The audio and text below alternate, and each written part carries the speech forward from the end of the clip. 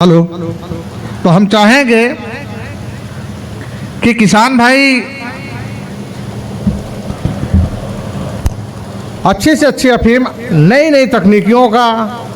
हाँ, अभी खेती में क्या है कि सबसे पहले आप लोग क्या है कि ढैंचा, बहुत से किसानों ने क्या किया कि अपने खेतों में ढैंचा पहले से बो रखा है कि हमें यहाँ पर अफीम की खेती करना है। जा करके अब तक लोगों ने ढैंचा, ज़्यादातर लोगों ने जहाँ तक बो दिया होगा, क्योंकि वो हरी खाद जो है तैयार करके बिल्कुल तैयार है मुझे, बस इसके बाद 1 महीने बाद उसकी जुताई कर देंगे, पहले से प्रिपेयर हैं।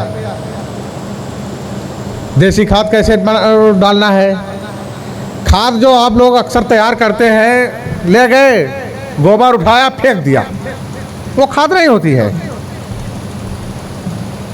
खाद भी तैयार करने के लिए उसकी भी एक तकनीक है। आप नाडे पीर से तैयार करिए, गांव की जो खाद है नाडे पे तैयार करिए। नाडेप को तैयार करने के लिए आप क्या है, गड्ढा खोदा, उसमें ले जाए, डालते गए, बारिश हुआ, बारिश का पानी बाहर बह गया, उसी में सड़ रहा है, बह रहा है, वास्तविक वो खाद नहीं है। गोबर इकट्ठा करिए नीचे, जब एक तैयारी बनाइए कि मुझे इस जगह पर बनाना है, 2 बाई 10 का एक जगह बनाइए। सबसे पहले उसके नीचे सूखे खरपतवार डालिए, हरे चारे वाली जो भी आपका वेस्टेज है वो डालिए, उसके ऊपर गोबर से उसको कम से कम 2 फीट ऊपर ले जा करके भर दीजिए, और चारों तरफ से मिट्टी का लेप लगा करके बिल्कुल गीला कीजिए, मिट्टी का लेप लगा करके ढक दीजिए। 120 दिन में वो खाद तैयार होगी और बहुत बेहतरीन खाद तैयार होगी।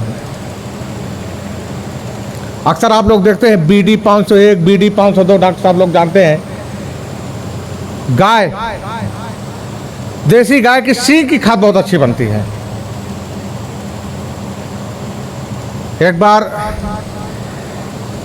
थोड़ा बहुत मैं भी खेती बाड़ी से जुड़ा हुआ हूँ, तो बैठा था, प्रशिक्षण दे रहे थे, वहाँ पर भी संडे जी बोले कि आप गाय की सींग की खाद बनाइए, BD 501, BD 502।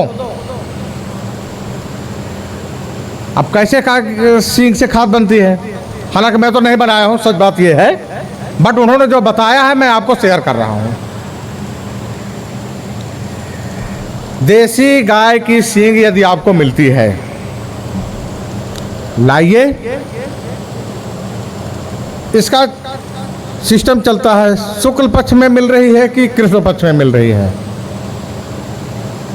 यदि आपको शुक्ल पक्ष में मिल रही है, मेरे ख्याल में सभी लोग जानते होंगे शुक्ल पक्ष क्या होता है, जब अमावस्या के बाद का जो समय होता है, पूर्णिमा तक जो जाता है वो शुक्ल पक्ष होता है, और पूर्णिमा से लेकर के अमावस्या के बीच जो होता है वो कृष्ण पक्ष होता है। शुक्ल पक्ष में यदि आपको गाय की सींग मिलती है तो उसको लाइए, उसके अंदर सिल्का पाउडर आता है, डॉक्टर साहब लोग जानते होंगे, सिल्का डालिए और 6 महीने उसको लेकर के ज़मीन में गाड़ दीजिए। कितनी सच्चाई है मैं तो नहीं, लेकिन शेयर की हुई चीज़ें हैं वही शेयर कर रहा हूँ। फिर 6 महीने बाद उसके सींग को ले जाइए, किसी शीशे के बर्तन में घोल लीजिए, और घोल करके उसको ऐसी जगह पर रखिए घर के अंदर जहाँ पर रोशनी आ रही हो।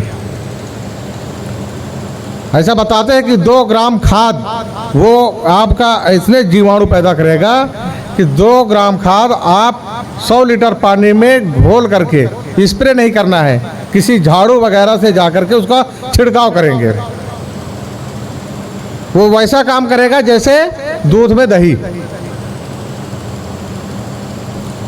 इसी तरह से एक होता है BD 502 जो कृष्ण पक्ष में मिलता है, तो उसके लिए क्या है कि देसी गाय की सींग और उसके साथ में उसमें भरते हैं देसी गाय का ही गोबर, 6 महीने ज़मीन के अंदर, और उसको भी ले जाकर के कृष्ण पक्ष में निकालते हैं।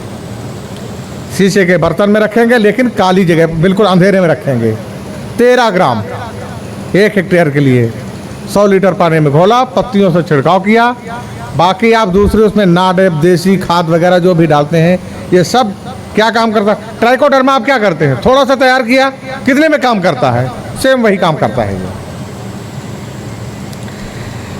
अब क्योंकि मुझे लगता है कि हमारे ज़्यादातर किसान भाई अब आ चुके हैं, और आगे के कार्यक्रम को मैं बढ़ाते हुए चाहूँगा कि हमारे बीच सबसे पहले, हालांकि मुझे पहले ही करना चाहिए, स्वागत कर हमारे बीच डॉक्टर वीरेंद्र जो चीफ साइंटिस्ट सीमैप से हैं बैठे हुए हैं। स्वागत करना चाहेंगे हमारे किसान भाइयों की तरफ से और हमारे स्टाफ की तरफ से डॉक्टर वीरेंद्र कुमार जी का, चीफ साइंटिस्ट।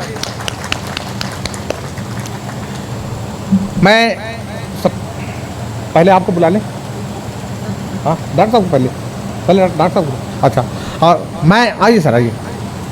मैं डॉक्टर वीरेंद्र कुमार जो चीफ साइंटिस्ट सीमैप से आए हुए हैं, उनके विचारों और उनके द्वारा दिए गए ज्ञान अर्जन को आप लोगों के समक्ष रखना चाहूँगा।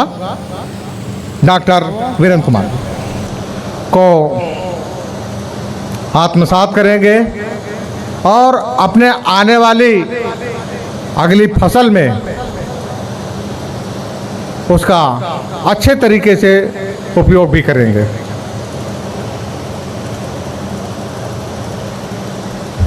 हमारे बीच सीमैप से प्रिंसिपल साइंटिस्ट डॉक्टर किशोर बाबू जी उपस्थित हैं और मैं चाहूँगा कि आज का जो विषय है कि अफीम किसानों हेतु कीटनाशी दवाओं से संबंधित मानकों पर एक विचार और उससे संबंधित संपूर्ण नॉलेज। जो बीमारियां हैं, एक तो लीफ स्टेज पे आती है एफिड करके। वो क्या करती है कि जब पौधा सीडलिंग स्टेज में होता है तो उसके ऊपर बैठ करके उसका सैप चूस लेता है, जिससे आपके पौधे जो है कमज़ोर हो जाते हैं, जो कीड़े लगते हैं।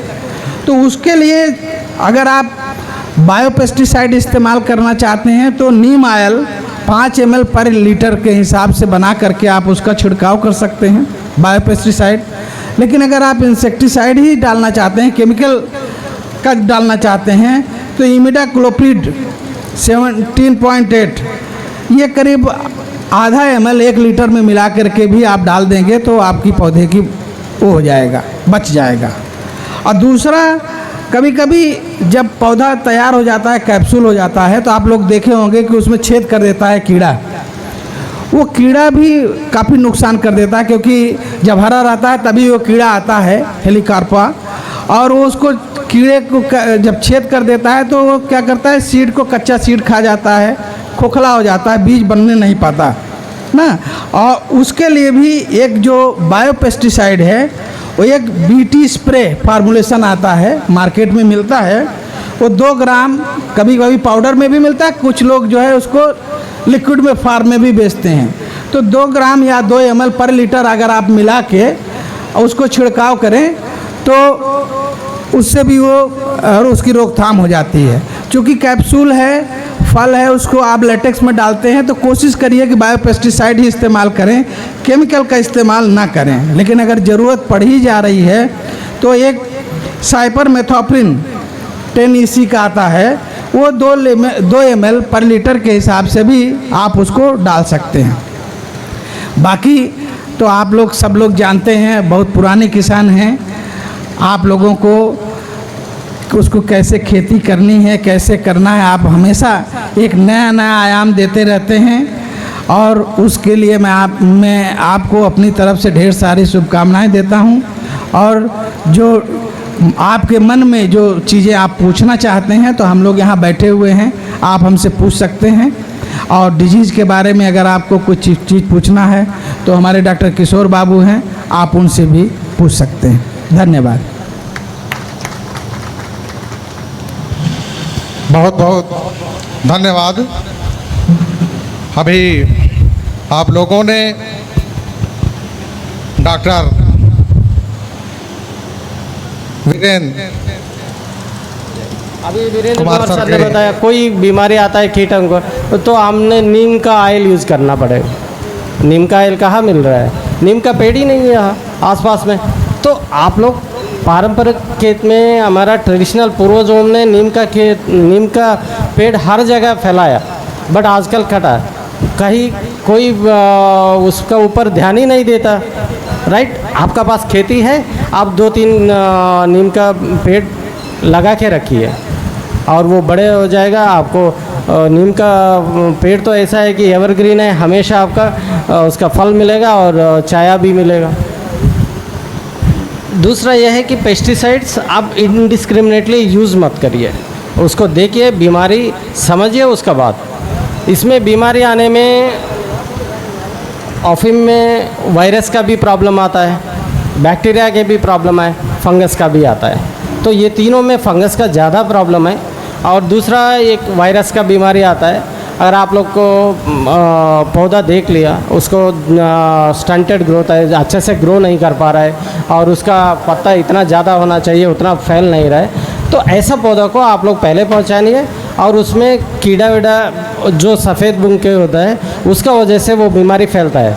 तो वो वायरस का कोई बीमारी नहीं है, कोई पेस्टिसाइड नहीं है, तो वो पौधा हटा दीजिए और उसका बाद वहाँ साफ़ करवा दीजिए, तो वायरस का प्रॉब्लम था। और बैक्टीरिया